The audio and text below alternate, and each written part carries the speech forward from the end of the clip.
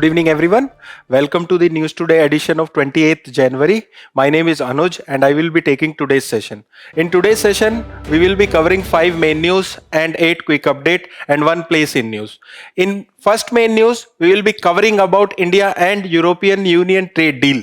Then in the second main news, we will be covering about data privacy as the International Data Privacy Day has been celebrated. Then in the third main news, we will be covering about the new guidelines which has been provided by University Grant Commission. Then we will be covering about the social media ban as the France National Assembly has backed legislation to ban children under 15-year-old from social media. Then we will be covering about the renewable energy transition of India as at WEF, India has highlighted its emergence as a global leader in renewable energy transition.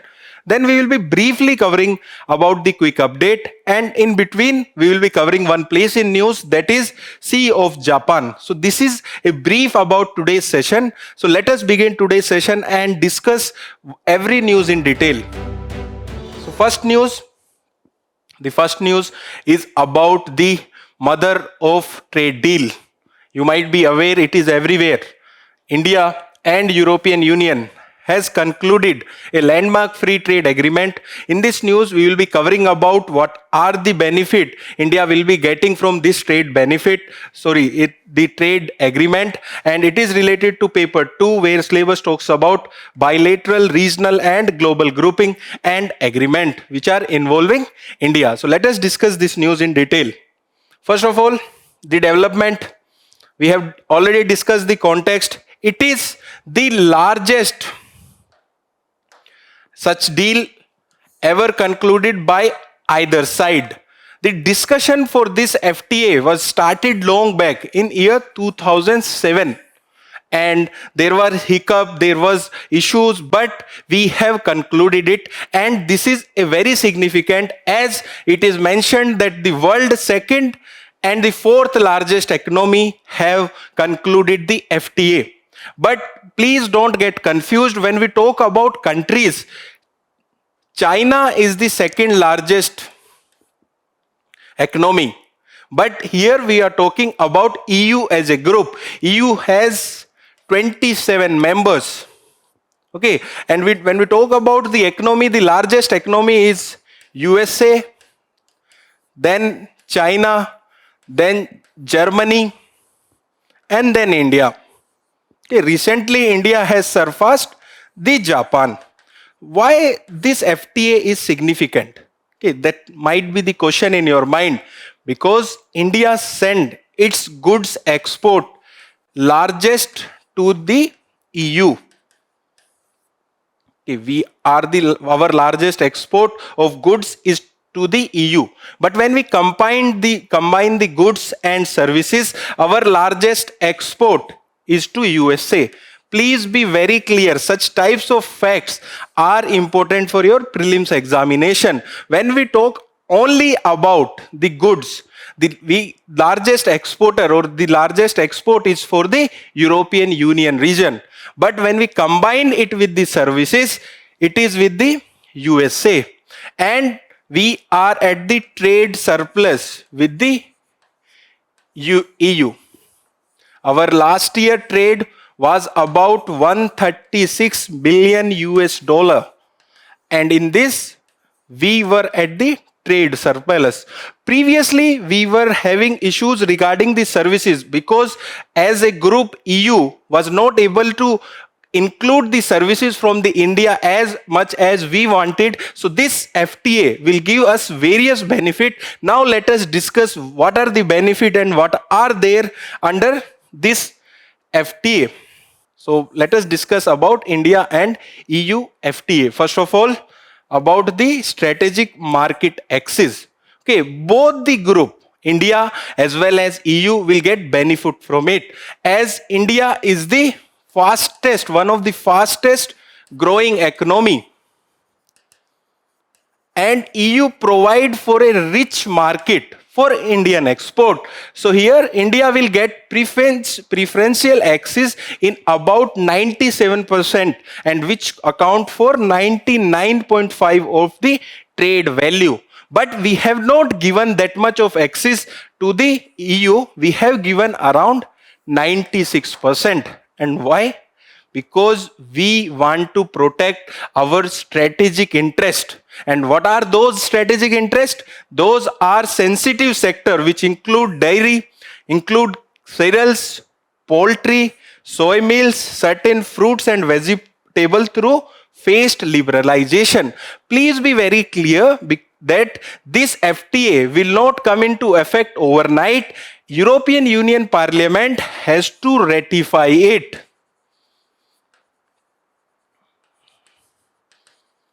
Parliament has to ratify it, and that will take around 5 to 6 months. So this will not come into effect overnight. There will be a time of 5 to 6 months, and there will be phased liberalization.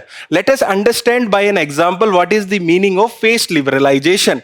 Suppose we are talking about a car that is made in Europe, for example, Mercedes.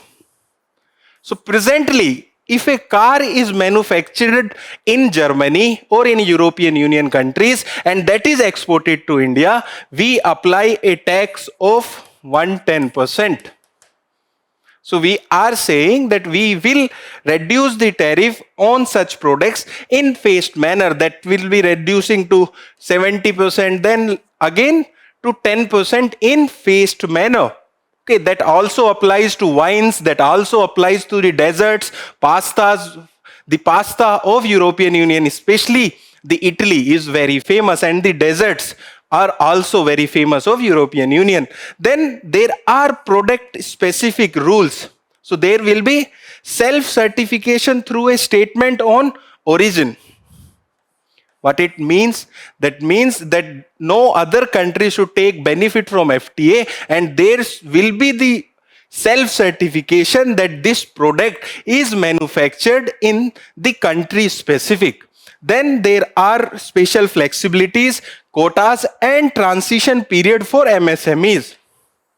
You might be aware how much essential the growth of MSMEs is there for India, and we have talked about the implementation of these FTA for MSMEs in a phased manner. Now let us move further and understand about the other things in this FTA. So it also talk about tackling non-tariff barriers. What are the non-tariff barrier? First of all, there are tariff barrier that we can impose so much of taxes on something. That is a tariff barrier. Then there are non-tariff barrier as well, which include sanitary and phytosanitary procedure. It includes that there should be a certain amount of specialization and there should be a certain amount of labeling, and that hinders the transportation or the trade. Then there is also technical barrier to the trade discipline. It include regulatory barriers. Then it also talks about service trade. As we were discussing in the context, we were not able to export services as we wanted to. But now it will provide a stable market access in EU's 144 services subsectors, and it include IT, education, R&D, and the professional services. So our export will increase exponentially, especially in the services sector. Then ease of mobility. Whenever India is signing FTA, India is very specific about the ease of mobility. We want to send our skilled workers so that they can work there and send remittances, and that is the demand of the globe as well, because there are some countries which are going through demographic winter, and we as a country is going through demographic transition, and we have lot of working age population, so we can fill that gap. Okay, you might be knowing about demographic winter. There was a direct question about demographic winter. Countries such as Italy, Germany is going through a phase of demographic winter. That is it means that the population is dying down. That means it is declining. Now let us understand and discuss the other aspect of this trade deal. So first of all, it talk about towards 2030. It is a joint comprehensive strategic agenda which cover various fields such as sustainability, technology and innovation, security and defense. It is a very important aspect that it also cover security and defense. Then there is talk about security, as we have discussed that there is the coverage of security and defense. We will include security and defense partnership and launch of negotiation for India EU security of information agreement. Under this agreement there will be transfer of classified information. We have with USA where we send or where we receive the classified information. So such type of agreement we will be having with EU. There have been starting of the talks. Then in emerging and the critical technology, there is a creation of EU and India Innovation Hub and launch of India and EU startup partnership that will support the startups. Then there is constituent of Green Hydrogen Task Force in the framework of the EU-India Clean Energy and Climate Partnership. So there is a EU-India Clean Energy Climate Partnership under which green hydrogen has been included, specifically Green Hydrogen Task Force. Then last, it also talks about science and technology, where there is Renewable of India and EU agreement of scientific and technological cooperation for the period of 2025 and 2030. And there are also starting of talk of Horizon EU. Under this, there is scientific innovation in the European Union. So this was all about this news. Let us discuss PYQ, which are directly and indirectly related to this news. First of all, the directly related PYQ. So as we have discussed that this trade deal was started in the year 2007. So in the year 2017, there was a direct question, and the question was that the broad-based trade and investment agreement is sometimes seen in the news in the context of negotiation held between India and select an option to attempt. The answer is A, European Union. Okay, that was the name of the agreement. Then there can be such type of question because in the recent past, India has signed FTA with the many countries. For example, we have signed FTA with New Zealand. If you are reading newspaper, you might be knowing about this. We have signed with Oman. We have signed with EFTA countries. Okay. And we are negotiating a trade deal with the US as well. Okay, so this such type of question can come. So there was a 2018 question. The question was about the consider the following countries and which of the above are the among the free trade partner of the ASEAN as a group. So what I am saying is that India has also signed many free trade agreements this year. So there can be a question like this. But for this question, the answer would be that ASEAN has signed with Australia.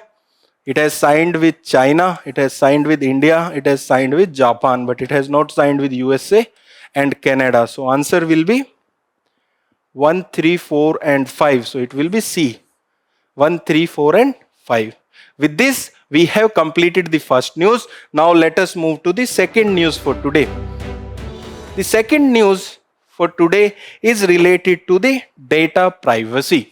Okay, as you might be hearing that data is the new oil, and there has been celebration for International Data Privacy Day on 28th January, that is today. So we will be discussing about data privacy and the rules which are there in India to protect the data of an individual, and it is related to paper 2 where syllabus talks about important aspect of governance, transparency and accountability. Now let us discuss this news. So the background for this news is that the International Data Privacy Day is observed annually on 28th of January, that is today, to commemorate the signing of Convention 108. There can be a prelims question which can be directly asking about what is Convention 108, or there was a term in the news, Convention 108. What is it related to? So what is Convention 108? Convention 108 was adopted by Council of Europe in the year 1981. And why this is significant? It is significant because it was the world first legally binding international treaty on the data protection, and it aimed for generating awareness about misuse of data, how the data can be misused. In this news, we will be learning about intermediaries, data principal, and data fiduciaries, because these terms are very important to understand this news. Okay, before moving further, let us understand about data principles. Data principals are the humans whose data we are talking about. Okay, so suppose I am a human and I am providing my data for some company. Then in that case, I am a data principal. And the company which is handling that data, that will be considered as data fiduciaries. Then intermediaries are the companies which handle data for the other companies. So these terms are important to understand this news, and these terms are given in the DPDP Act of 2023. Now let us discuss this news in detail. Okay. First of all, let us discuss about the India's data privacy imperative. India is the world's third largest digitalized economy, and the first two countries are USA and China. Whenever you see the rankings, please be very careful about the first ranking and the second ranking, because there are questions in the prelims examination where they are asking about the chronological order or the ascending or the descending order. Then India has expanded its digital footprints. Okay, we have expanded the Aadhaar Crore for the 143 crore people. We have expanded the DigiLocker sign up for the 14 crore people. Then UPI transaction has increased to 28 lakh crore, which is a very high number. Then there has been increase in the broadband subscriber, which have increased to 101 crore. Okay, before moving further, now let us understand about digital platform infrastructure. Digital public infrastructure. Okay, whenever you think about infrastructure, you might be thinking about roads, bridges, and other thing. But when the infrastructure which we cannot touch, and that is for the enhancement of the digitalization, that is digital public infrastructure. It includes services like UPI, Aadhaar, and other platforms. Okay, it also includes the DigiLocker sign up. So that is digital public infrastructure. Even we are praised at the world stage for our digital public infrastructure. And what are the benefit of digital public infrastructure? It enhances the social mobility. It enhances the financial inclusion. It enhances the transparency in the governance. So that are some benefit of the digital public infrastructure. Now let us discuss about the budget allocation. So this year 782 crores has been given for cyber security, and especially for the protection of digital public infrastructure. You should be very clear about the digital public infrastructure. We have discussed this. Now let us discuss the other relevant aspect in this news. So The next aspect is about the strengthening confidence in the India's evolving digital ecosystem. So first of all, let us talk about Information Technology IT Act of 2000. It is the framework. It provided legal foundation for the e-governance, cyber security and cyber incident through certain. What is certain? Indian Computer Emergency Response Team. That is certain. It was established under IT Act, but it was established in the year 2004. Okay, it was established in the 2004 and it is under the Ministry of Mighty. Please don't get confused that it is under the Ministry of Home Affairs. It is under the Ministry of Mighty and it acts as a nodal agency for cyber security in India. That's why this institution is very important. Then there has been the Information Technology Intermediary Guidelines and Digital Media Ethics Code Rules of 2021. It lays down due diligence requirement for the intermediaries and the grievance redressal. We have understood about the intermediaries and it also provide for the grievance redressal. Now let us discuss about the Digital Personal Data Protection Act of 2023. Recently, if you are following news, the DPDP rules have also came into effect. Okay, they will help in implementation of this act. What was for this act? It governed processing of personal data collected through digital means, including the data digitalized form also from the offline sources. What it means, suppose I am providing data in the digital platform, that also is covered under this. But suppose I am providing my data in the offline manner and that data is included in the digital format, then also it will cover. Here they talk about the digital principle, that means the subjects and data fiduciaries, that are the companies which are handling the data. Now let us discuss about the rules which help in the implementation of this act. First of all, it enable access, correction and the erasure of personal data. That means we can access our data, we can provide for correction of in our personal data, and we can also say that this data of us should be erased. That is the meaning of enable.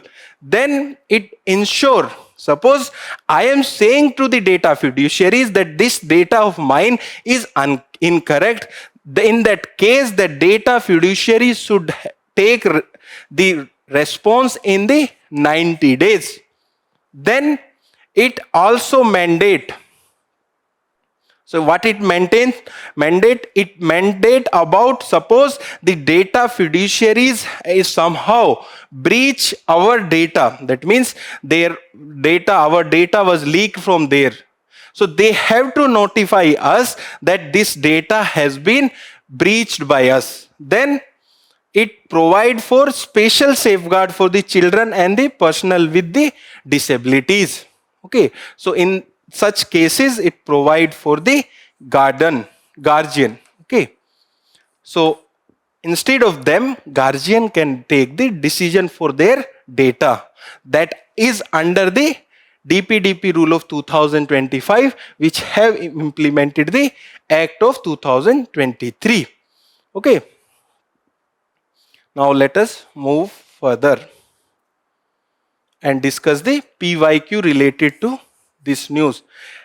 While discussing these PYQ, please be very sure that there are repetition of concept in the prelims examination as well as the mains examination. So first question is from the year 2021 and the question is, right to privacy is protected under which article of the Constitution of India? It is Article 21, And now let us look at the PYQ of the 2018. Only the wording is different.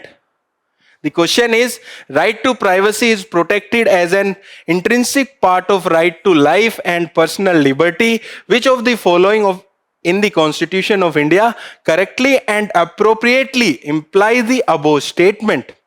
It is the same question. Only the wording is different. Then also the answer will be Article 21 and the freedom guarantee under the Part 3. You can see in year 2021 there was a question about right to privacy and about the article. In the year 2018 prelims examination there was a question about right to privacy and Article 21. It is the repetition of the same concept, only the wording is different. Now let us look at one of the main question of the year 2024. The question is simple and very direct forward. The question is, describe the context and the silent feature of DPDP Act of 2023. That's why data and its protection is very important for us as an individual and for us for the UPSC examination as well. With this, we have completed this news. Now let us move to the next news for today. The next news for today is about the guidelines given by the UGC, University Grant Commission. And those guidelines are called as Promotion of Equity in the Higher Educational Institution Regulation 2026. So there has been a lot of issues regarding these guidelines. We will be discussing that the government, what government has said. It is related to paper 2 where syllabus talks about important aspect of governance. Now let us discuss the development. Okay, so here there has been controversy regarding these guidelines and there has been public protest which is going on against these protest. So in response of that protest, government has said, the central government has assured that the new UGC guidelines will not be misused. Okay, so there has been issue, there has been protest that these guidelines can be misused. Before going into those details, first discuss about the discrimination in the educational institute. What 4 educational institutes are there? They are there to provide education. They are there to teach us about equity, equality. But there has been issue of discrimination. There has been reports to the central government. There has been report to UGC.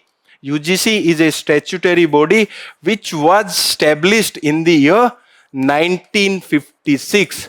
Whenever such type of body is there in the news, you have to be very thorough about its composition, its type, and what are its functions. Now let us discuss the background of this. Background and the objective of the guideline. What it aims for? It aims for elimination of discrimination in the higher education. And on what ground? On the ground of caste, religion, gender, race, place of birth or disability, especially against SC, ST, OBC, EWS and personnel with the disability. So it has been observed that there has been discrimination. It was found out in a study. It was not related to this news, but there has been found out in a study in IIT Delhi that there has been reported discrimination against the 75% of SC and ST population. That was a independent report. So that is not related to this, but there has been discrimination in the higher education. Then these regulations are in the line with the National Educational Policy, National Education Policy of 2020, and it applies to all the universities, okay, colleges and deemed universities in India. So it is for higher education. It applies for all the universities, colleges and deemed universities. Then it defined what is the meaning of caste-based discrimination. Okay, so it has been defined as that. It has been defined as the discrimination only on the basis of caste or tribe against the members of the scheduled caste, scheduled tribe, and other backward classes. Here, the discrimination can be implicit or explicit. It covers both type of discrimination, implicit as well as the explicit discrimination. Now let us look at the guidelines which are there in this regulation. So what are the major provision of these regulation? First of all, it talk about the duty of the higher education. Here it is higher educational institutions. Before also UGC have guidelines, but they were advisory in nature. But now these will be implemented. So here every higher education must prevent and eradicate discrimination actively and promote equity among all stakeholders. And who will be the responsible? The head of the institution, which will include the vice chancellor as well as the principal of that college or deemed university. Then it talk about the equal opportunity center, and what this center will do, it will support the disadvantaged group, provide guidance and counsel, and run inclusion program. This is about the equal opportunity center. Then it talk about equity squad and equity ambassador. So equity squad for the campus vigilance, and the appoint equity ambassador in every unit to promote the inclusion and report the violence. Then it will also have the equity committee, and it will have members from SC, ST, OBC, women, PWD, and it will inquire into the complaint and submits its report in the 15 working days. Then it also talks about grievance redressal and appeal. There will be appointment of ombudsman person, and they will look at into the various grievances of the discrimination issues. Then there is monitoring mechanism. There will be a national monitoring mechanism and annual report on the functioning of equal opportunity centers. And there are the penalties for non-compliance. And what type of penalties?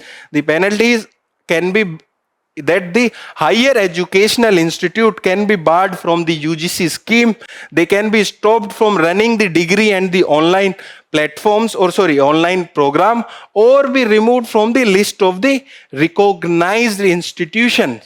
Okay, so that can be the penalties. So with this, we have completed this news. Now let us discuss the PYQ related to this news. First, the PYQ is from 2012. It is a very interesting PYQ. It is not directly related to this news, but now let us discuss this PYQ. Which of the following provision of the Constitution does India have a bearing on education? Here it is A1, Directory Principle of State Policy; 2, Rural and Urban Local Bodies; 3, 5th Schedule; 4, 6th Schedule; 5, 7th Schedule. Simple question, but very interesting question. Select the correct answers using the code given below. Okay, so you might be knowing that DPSP talks about education. Rural and urban local bodies have a role in education, so that also have bearing on the education. 5th Schedule and 6th Schedule also talks about the education of the tribals. Then 7th Schedule divides subjects between center, state, and the concurrent list. It has also have education. So all the 5 has the bearing on the education. Then answer will be D, 1, 2, 3, and 4. Now let us discuss one more mains PYQ related to this news. The question is, caste system is assuming new identity and association forms. Hence, caste system cannot be eradicated in India. Comment. So you have to look how this statement is correct and how there are changes in the caste system and how we are successful in removing the caste system and how we can eradicate it. Whenever there is a mains PYQ, please try to form an answers, because there has been a tendency in mains paper where there is repetition of concept that is more seen in the mains paper, and in the optional paper that is very evident that there is repetition of concept in the UPSC examination. With this, we have completed this news. Now let us move to the next news for today. The next news is about the usage of social media by the children. Okay, we have seen countries like Australia has banned the social media for the children, and Australia were the first country to ban the usage of social media by the children. Now, France National Assembly has backed legislation.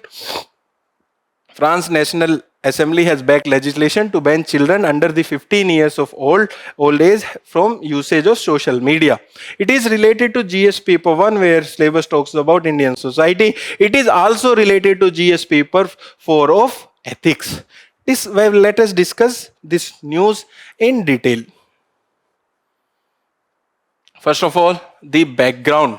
Okay, so this bill was proposed banning the under 15 year from social network and society network functionalities embedded with the broader platforms. This bill proposing banning of under 15 years of children, and earlier European Union Parliament has called for the European Union to set a minimum age for the children to access social media, but they have leave this to the member state to impose the age limit. When we were talking about DPDP Act, it also talk about the usage of social media by the children.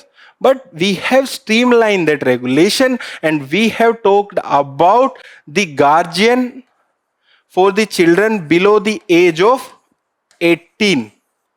Okay. We have also law for the children. We have 67B under IT Act of 2000, where any type of sexual material related to children is punishable, either viewing, transferring, or anything which is related to the children's, and that is banned and punishable under the 67B of IT Act of 2000. Okay. Now let us discuss further in this news. So what are the impact of social media on children? Before discussing about impact, let us discuss about the reason why children uses the social media. First of all, it is due to parents. Now parents are finding very easy to give social media to the children, and so that they can be busy while using the phone. Now you might be hearing about a term, iPad baby. Okay, iPads are given to the very small babies. Then there is a peer pressure. Everyone is using, then why should not I be using that social media? Then there is issue of instant gratification, because the social media provide gratification to the children. There are algorithms which provide better engagement to the children, and it have impact on children. What are the impact? First, it is impacting the mental health. Okay, so adolescent faces anxiety, depression, body image insecurity, and low self-esteem, because they will be comparing themselves to the other individual, and there are various platforms where the images or the other type of information on the social media is fake. Now people are using AI to generate a virtual world which is not true, and adolescent people and children are comparing themselves to the other people, which is creating these issues. Then there is online radicalization. You might have seen a series, Adolescent, which was very famous, and I think it is there on Netflix. It is talking about that issue, online radicalization. There is algorithm driven platform which create closed belief system that normalize the extreme views. Okay, so there will be a feedback system in the algorithm which will be feeding the children's the same type of content which will be impacting their views. And example is manosphere type of communities. These are the communities which hate the females. This is a new term, manosphere. Okay. Then there is issue of social media addiction. Then there is issue of cyberbullying. You might have seen about the boys' locker room case of Delhi, where the boys of the school were talking in a very bad way about the girls of the same school. That is cyberbullying. Okay, so these are some impact of social media on children's. Okay, now let us discuss further what can be the way forward. As banning can result into the many harmful impact. People or children can use the dark web or other type of media which are not regulated and which are not safe. So now let us discuss what can be the way forward. First of all, there can be increase in the digital literacy that can be promoted responsible, safe and ethical internet uses, enabling adolescents to make informed decisions. Okay, so there can be increase in the digital literacy. Then there can be increase in the parental oversight, which will be increasing open dialogue between parents and children about the usage of social media. Then there can be the school system reforms, and they can be the curriculum about relationships, sex and health and education, so that the children are more aware about the issues such as relationship, sex and health and education. Then there can be the accountability framework which will ensure child friendly design, safer algorithm and the platform accountability. They have to be accountable that what they are providing and feeding to the children's. Okay, you might have seen the case of usage of TikTok. It was having different algorithm for China and for the outside world. So here accountability has to be imposed on the platforms. Okay, with this we have completed this news. Now let us discuss one PYQ of the year 2023. Okay, the question is from the GS paper 1. The question is that the child cuddling is now being replaced by mobile phones. Discuss its impacts on the socialization of the children. So here the question is asking about the impact of social media on the socialization of the children's. Okay, we have discussed this in the news. With this, we have completed this news. Now let us discuss the next news for today. The next news for today is about the renewable energy. And the context is that at WEF, World Economic Forum, India highlights its emergence as a global leader in the renewable energy transition. Okay, it is related to paper 3 where syllabus talks about conservation, environmental pollution and degradation. Let us discuss this news. First of all, the development. As we have discussed in the context, so India has achieved the milestone of 50% of its cumulative installed electricity capacity from non-fossil fuel sources 5 years ahead of the 2030 target. Here it is talking about the installed electricity capacity, which is more than 50%. But usage, we are using coal-based electricity in more manner or the more number. Why? What is the issue? Whereas the installed capacity for electricity is higher for the renewable energy, but we are using more electricity from the coal-based, because the energy produced from the renewable sources have issues such as intermediary. That means it does not produce electricity 24/7. Before moving further, briefly we will understand briefly about renewable energy. So it is the energy which is taken out from the renewable sources. Here the sources can be solar energy, wind energy and other type of energy. But please be very clear that nuclear energy, although we briefly mentioned under this renewable sector section, but it is not strictly under the renewable energy. It is a clean energy but not renewable energy. Please be very clear, when we are talking about nuclear energy, it is clean energy but not renewable energy. Let us discuss further this news.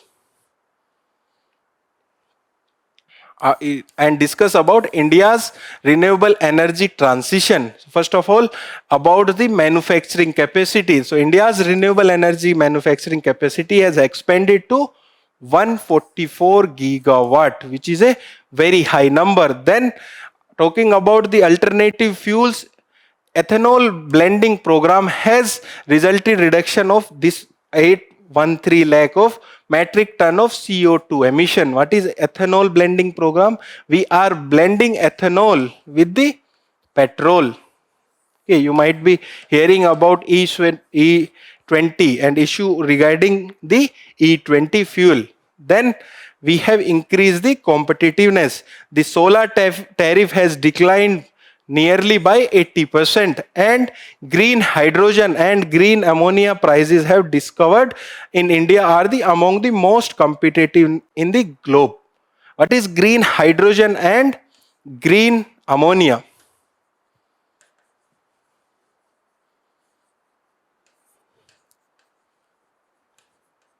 So green hydrogen is the hydrogen produced by using the renewable energy. And what is green ammonia? That hydrogen that it is produced from using the renewable energy, when it is synthesized by with the nitrogen NH3, that is green hydrogen. Please be very clear what is the meaning of green hydrogen and what is the meaning of green ammonia. And you might be knowing about green hydrogen, but what is green ammonia?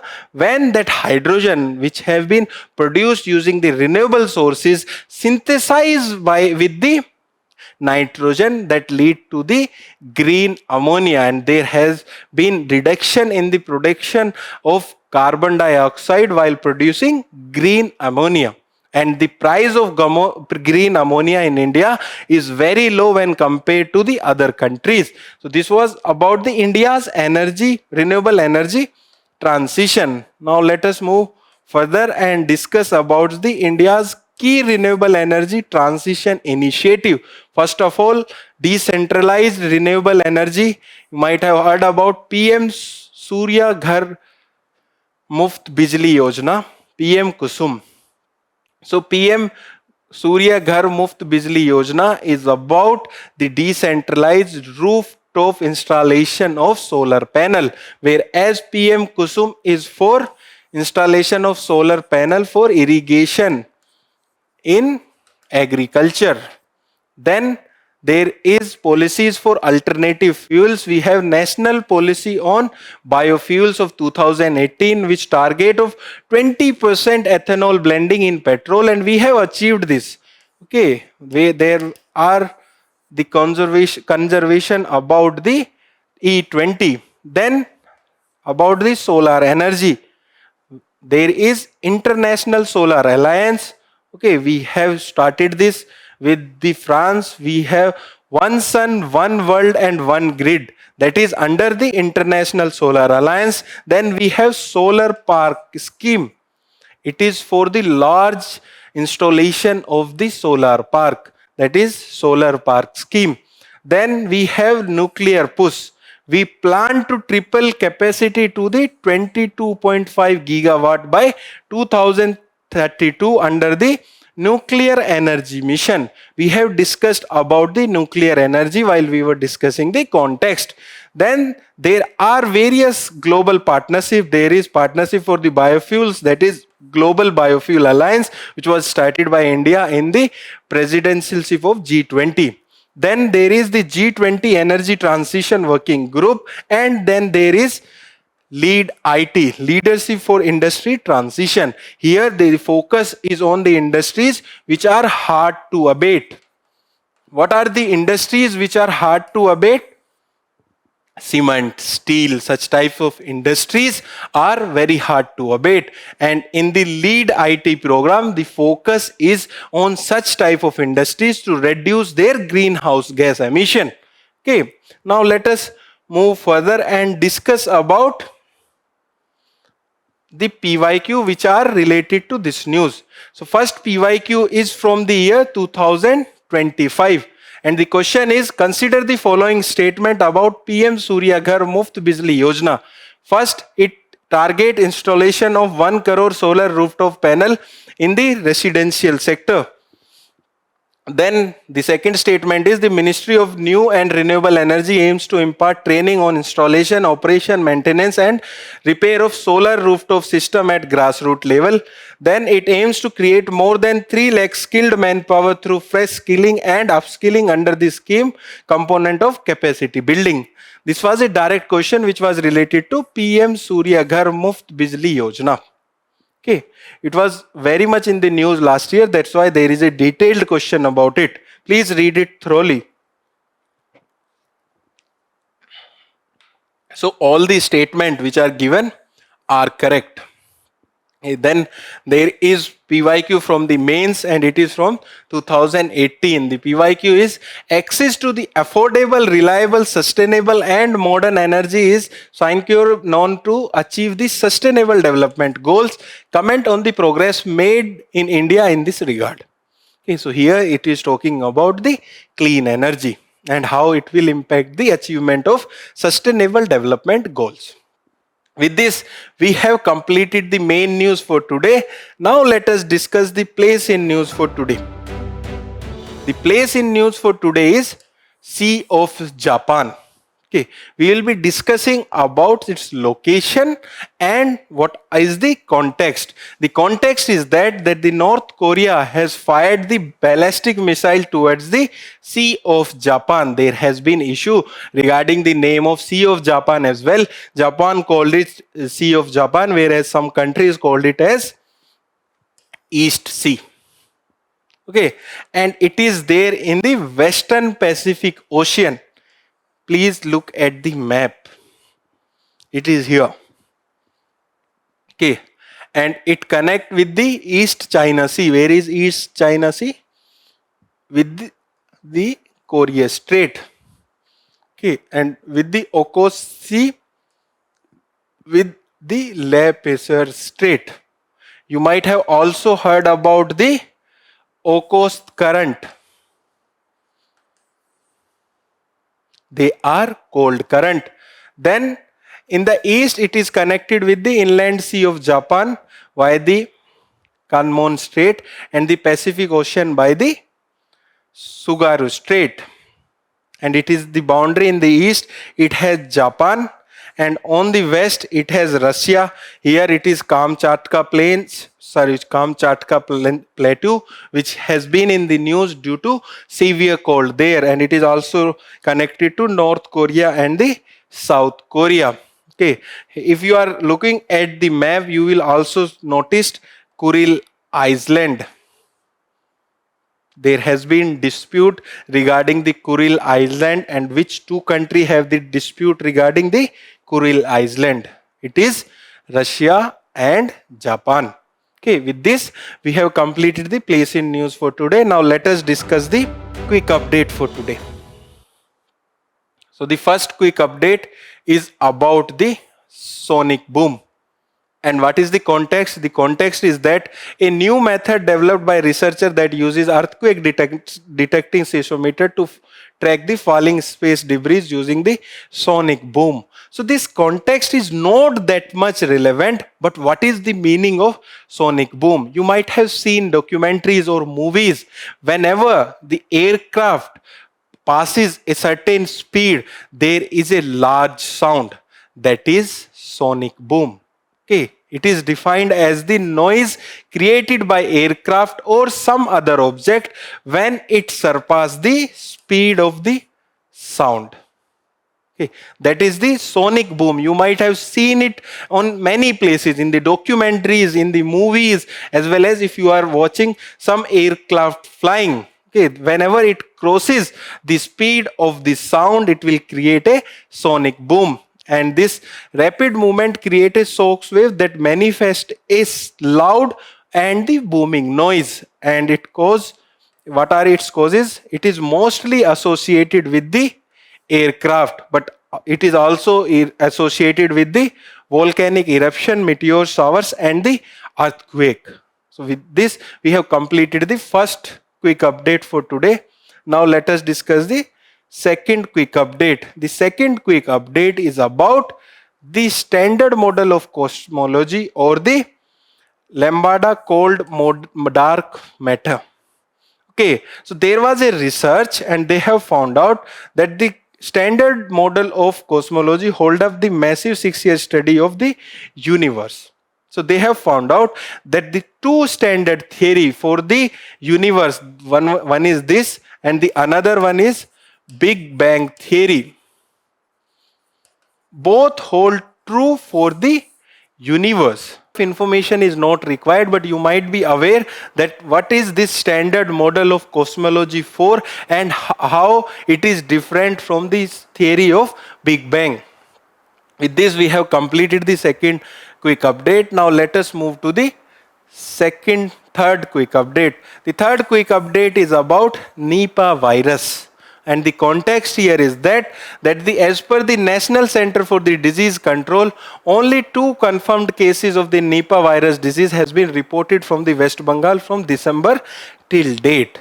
Okay, there has been increase in the zoonotic diseases, and new 60 to 70% diseases are the zoonotic base. That's why we are talking about the One Health system. Here we will be learning about Nipah virus. It is a zoonotic virus which is spread from the animals to human, and it has natural reservoir, that is fruit bats. And its transmission takes place from animal to humans as well as from humans to humans. And it was first identified in 1999 outbreak in Malaysia and Singapore. And what are its symptoms? Its symptoms are fever, headache, cough, sore throat, and difficulty in breathing. Okay, so this was about Nipah virus. Now let us move to the next quick update. The next quick update is about Gig Workers Welfare Board. Okay, you might be noticing that the government is focusing a lot on the gig workers. Recently, there was a social security code as well, which talks about gig workers. And there are various states such as Karnataka, Rajasthan, Bihar, which have both act regarding the gig workers. Here, the context is that the Karnataka constitute the Gig Worker Welfare Board.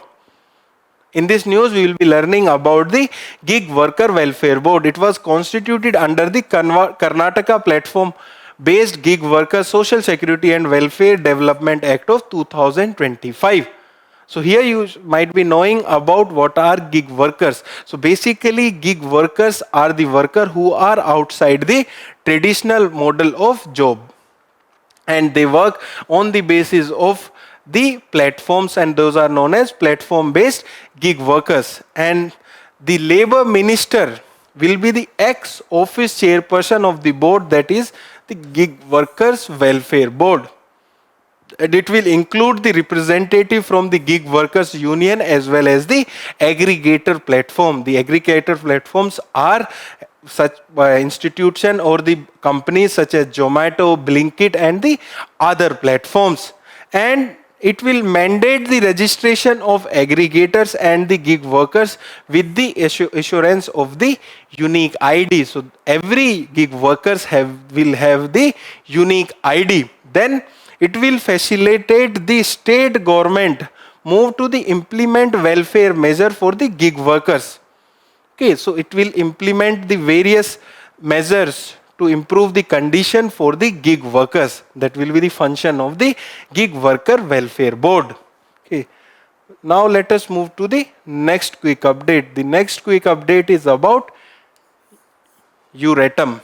And the context here is that the India and the European Union have agreed to strengthen cooperation in the peaceful usage of nuclear energy under the India-Euratom Agreement. Okay. In this news, we will be learning about the Euratom, which stand for European Atomic Energy Community, and it was established by Treaty of Rome in the year 1957. And what its objective is to promote peaceful use of nuclear energy and research associated with the nuclear energy, and it prevent diversion of civil nuclear material for the military use. So here you might be knowing about the enriched uranium and what kind of uranium that can be used for missiles or the nuclear attack. There was a question regarding the enriched uranium in the prelims examination. Please read about the uranium, what kind of uranium is used in the power generation, and what kind of enriched uranium is used for the missile attack or the nuclear attack. Okay, please read about it, then you will be having a clear idea. Then India and EU signed R&D agreement for the peaceful usage of nuclear energy with the Euratom in the year July 2020.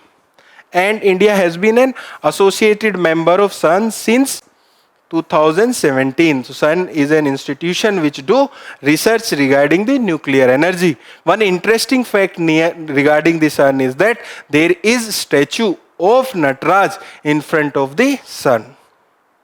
With this, we have completed this news. Now let us discuss the next news for today. Next news is about Paris Agreement. And what is the context? The context is that the USA has officially left the Paris Agreement for the second time. Okay, first time was when it was left by the US when Trump was there president. Then they have re-entered. Now they have officially left the Paris Agreement, Paris Climate Agreement for the second time. What is Paris Agreement? So it was adopted at the UNFCCC COP21 in the Paris. And what was the year? It was the year in the 2015. And this year there was a question regarding this agreement because there is completion of 10 years. Whenever there is a specific timeline which has been completed, there has been chances that there can be a question in the UPSC examination.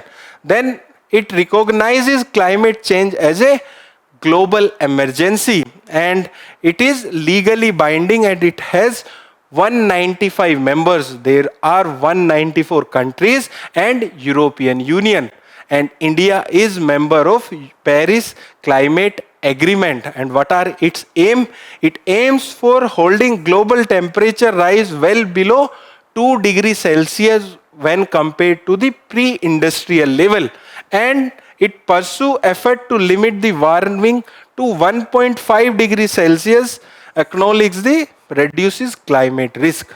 That is about the Paris Climate Agreement. It was established, it was started in the year 2015 at the UNFCCC COP21.